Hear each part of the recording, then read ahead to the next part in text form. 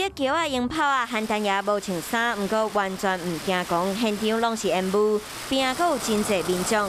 这是台东传统的元宵庆典，去年已经停办一摆，今年为本土疫情的影响，活动同款停办。逐工拢有电话一摆咧问，那么今年吼，阮损失较少啦。阮的费用拢付一半。所以讲我的损失。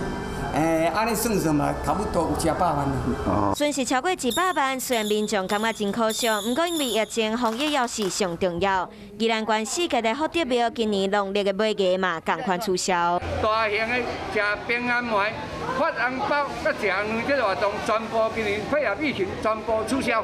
活动停办经费嘛转做补助，发予5个乡山庄仔头内底独居时代，阁有低收入户，总共100个人，拢会使摕到3000块的大红包、保养品、购胖。